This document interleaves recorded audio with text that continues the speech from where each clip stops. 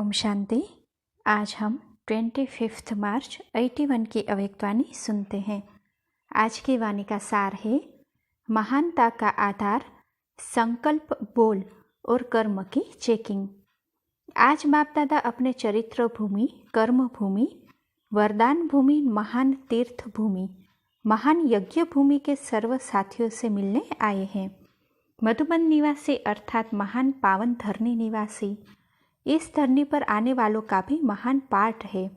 तो सोचो, रहने वालों का कितना महान पाठ है। महान आत्माओं का निवास स्थान भी महान ही गाया जाता है। जब आने वाले भी अपने को भाग्यशाली अनुभव करते हैं, अनेक अनुभवों की स्वयं में अनुभूति करते हैं, तो रहने वाले का क्या अनुभव होगा। जो रहते ही ज्ञान सागर में है, ऐसी आत्माएं कितनी श्रेष्ठ हैं।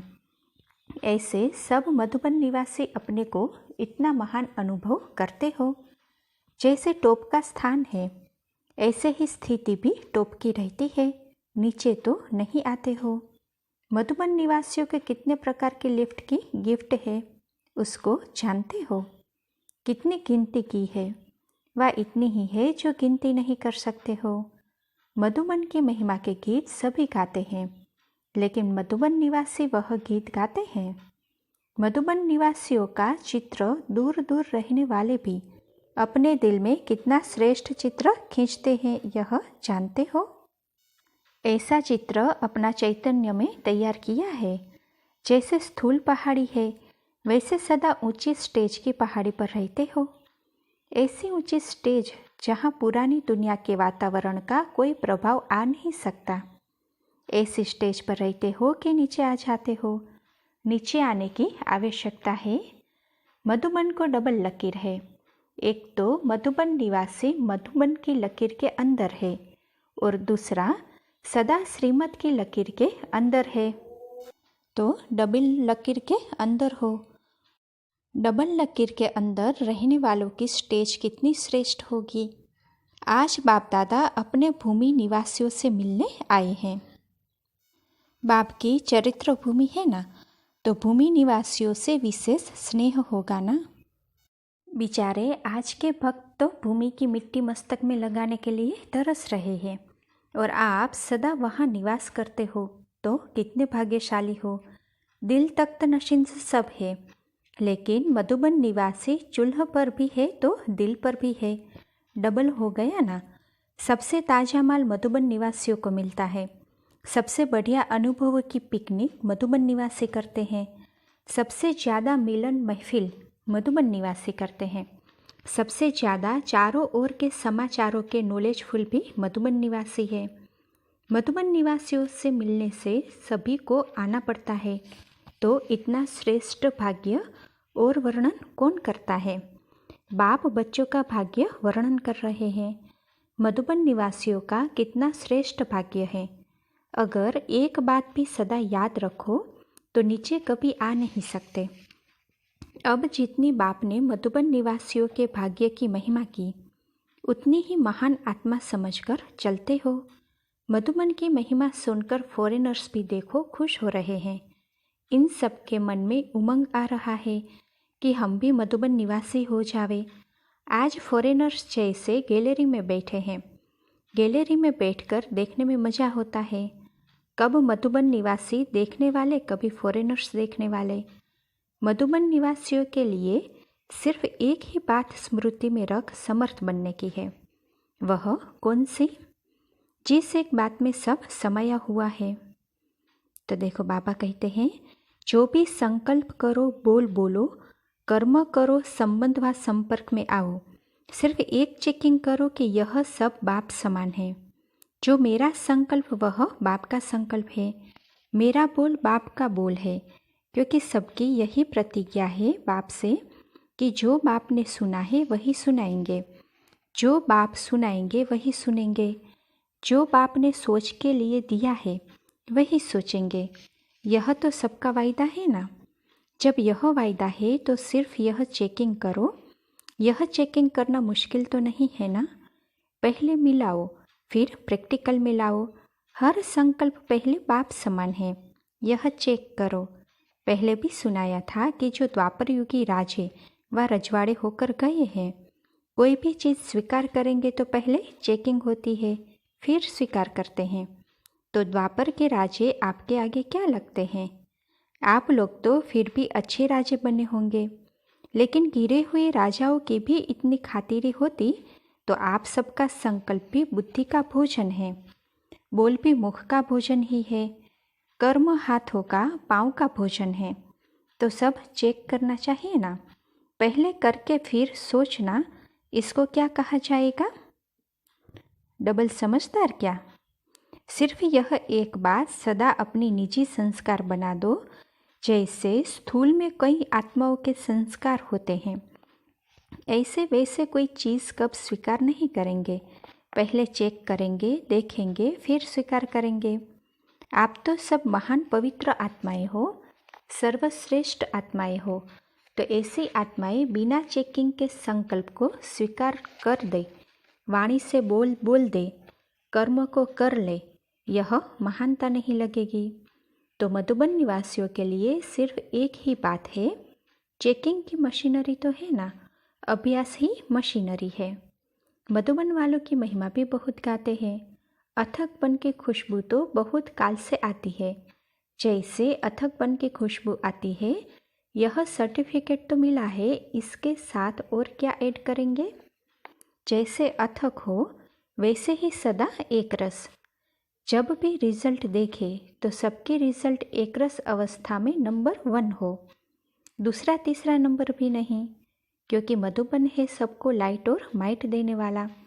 अगर लाइट हाउस माइट हाउस ही हिलता रहेगा तो दूसरे का क्या हाल होगा?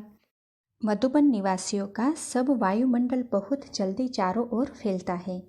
यहाँ की छोटी बात भी बाहर बड़े रूप में पहुँचती है, क्योंकि बड़े आदमी हो ना, सदा छत्र छाया में रहने वाले। स्वर्ग में तो प्रारब्ध मिलेगी, लेकिन यहाँ भी काफ़ी प्रारब्ध है। मधुबन निवासियों को सब बना बनाया आता है, एक ड्यूटी बजाई, बाकी सब बना बनाया कहाँ से आता है, कितना आता है, कोई संकल्प की जरूरत ही नहीं, सिर्फ सेवा करो और मेवा खाओ। 36 प्रकार के भोजन भी मधुबन वालों को बार बार मिलते हैं, तो 36 गुण भी तो धारण करने पड़ेंगे। हर एक मधुबन निवासी को पवित्रता की लाइट के ताजधारी तो होना ही है, लेकिन डबल ताज, एक गुणों का ताज, दूसरा पवित्रता का ताज।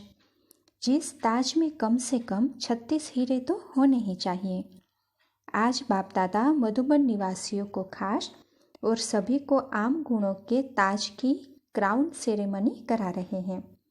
हर एक को जो भी देखे तो ताजधारी देखे, हर एक गुण रूपी रतन चमकता हुआ औरों को भी चमकाने वाला हो।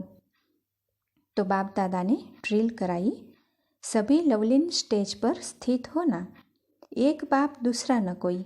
इसी अनुभूति में कितना अतीन्द्रिय सुख है। सर्व गुणों से संपन्न श्रेष्ठ स्थिति अच्छी लगती है ना।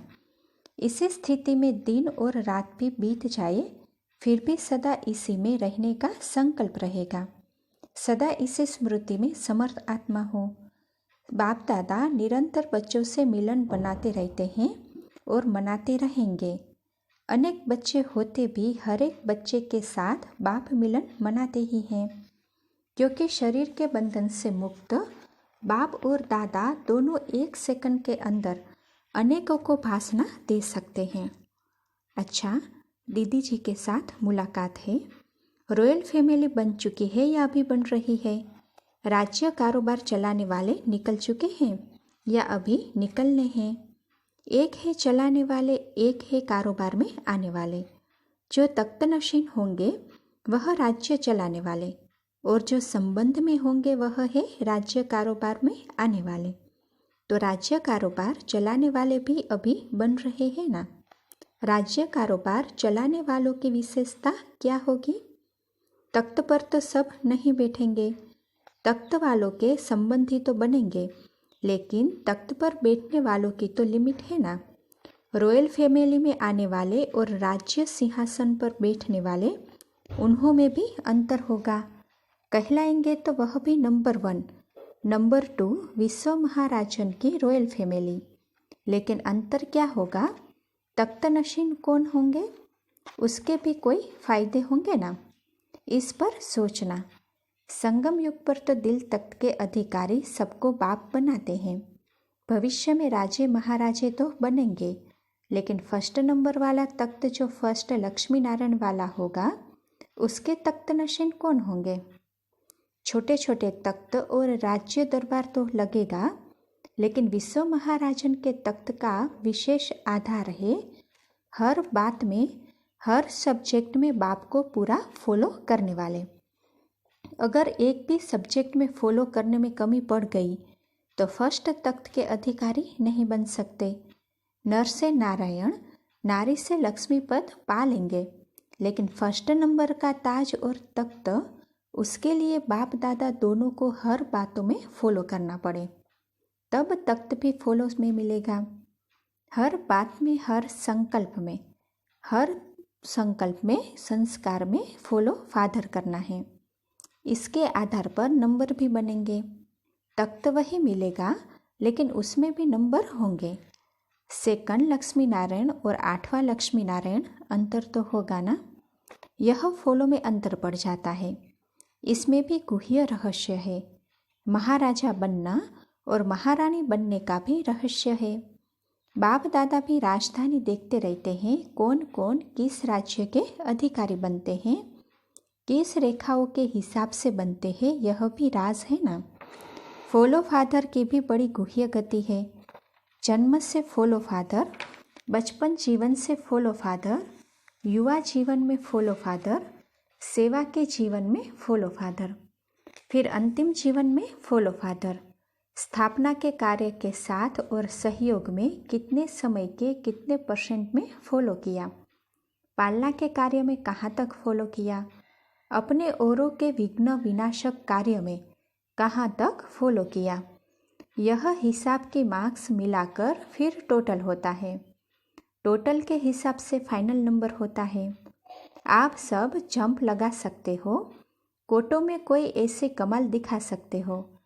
अब वह कोटों में कोई कौन है, वह अपने से पूछो। ऐसे नहीं कि देरी से आए तो नहीं कर सकते हो, कर सकते हो। इतना बड़ा जंप लगाना पड़े, लगाओ जंप। बाप दादा एक्स्ट्रा मदद भी देंगे। अच्छा, पर्सनल मुलाकात है। जैसे बाप बच्चों की श्रेष्ठता को जानते हैं, वैसे आप सभी जानते हो। इतना नशा रहता है वह समझते हो, कभी रहता है कभी नहीं रहता। बातों को देखते हो या बाप को देखते हो, किसको देखते हो? क्योंकि जितना बड़ा संगठन है तो बातें भी तो इतनी ही होंगी ना। बातों का होना यह तो संगठन में होगा ही। बातों के समय बाप याद रहता है। यह नहीं सोचो कि बातें खत्म हो तो बाप याद आवे, लेकिन बातों को खत्म करने के लिए ही बाप की याद है। बातें खत्म ही तब होगी जब हम आगे बढ़ेंगे। ऐसे नहीं बातें खत्म हो तब हम आगे बढ़े। हम आगे बढ़ेंगे तो बातें पीछे हो जाएगी। रास्ता नहीं आगे बढ़ता है, चलने वाला आगे बढ़ता है। कभी रास्ता आगे बढ़ता है क्या? कोई रास्ता पार करने वाला सोचे रास्ता आगे बढ़े तो मैं बढ़ूं। रास्ता तो वही रहेगा, लेकिन उसे तय करने वाला आगे बढ़ेगा। साइड सीन नहीं आएगी, बढ़ेगी, लेकिन देखने वाला आगे बढ़ेगा। तो यह शक्ति है। एक बाप दूसरा न कोई। यह पाठ मनसा वाचा कर्ममा में निरंतर याद रहता है। दूसरा कोई व्यक्ति नहीं है, यह भी एक सब्जेक्ट है, लेकिन कोई वैभव है, कोई विघ्न है, कोई व्यर्थ संकल्प है। अगर एक बाप और दूसरा व्यर्थ संकल्प भी होगा तो दो हो गए ना। संकल्प में भी व्यर्थ न हो, बोल में भी और कुछ नहीं। आत्माओं से संपर्क निभाते स्मृति में बाबा, व्यक्ति व संपर्क का विस्तार न हो। ऐसे ही आज तन पर, कल मन पर, परसों वस्तु पर, कभी व्यक्ति पर, इसमें तो टाइम नहीं चला जाता है। व्यक्ति जाएगा वैभव आएगा, वैभव जाएगा व्यक्ति आएगा। यह तो लाइन होती है, क्योंकि माया जानती है थोड़ा भी चांस आने का मिला तो वह बहुरूप से आएगी। एक से नहीं, यहाँ से, वहाँ से, कोने से, छत से, बहुत रूपों से, बहुत तरफ से आ जाएगी। लेकिन परखने वाला एक बाप दूसरा न कोई इस पाठ के आधार पर उनको दूर से ही नमस्कार कराएगा। करेगा नहीं लेकिन कराएगा। तो एक बाप दूसरा न कोई, यह चारों तरफ का वातावरण हो, क्योंकि नॉलेज तो सब मिल गई है। कितने पॉइंट्स है, पॉइंट्स होते हुए भी पॉइंट्स रूप में रहे। यह है उस समय की कमाल, जिस समय कोई नीचे खींच रहा हो। कभी बात नीचे खींचेगी, कभी कोई व्यक्ति निमित्त बन जाएगा, कभी वायुमंडल, कभी कोई चीज़। यह तो होगा, यह न हो ऐसा हो नहीं सकता, लेकिन आप उसमें एक रस रहो, उसकी युक्ति सोचो, कोई नई इन्वेंशन निकालो, ऐसी इन्वेंशन हो जो सब वाह वाह करे। यह अच्छी युक्ति सुनाई है। अच्छा, इस मुरली का सार है, पहला, जो भी संकल्प करो, बोलो, कर्म करो, संबंध व संपर्क में आओ, सिर्फ चेकिंग करो कि ये बाप समान है। डबल ताजधारी बनो, एक गुणों का ताज, दूसरा पवित्रता का ताज धारण करो। दूसरा, विश्व महाराजन के तख्त का विशेष आधार है हर बात में, हर सब्जेक्ट में बाप को पूरा फॉलो करना। अच्छा, ओम शांति।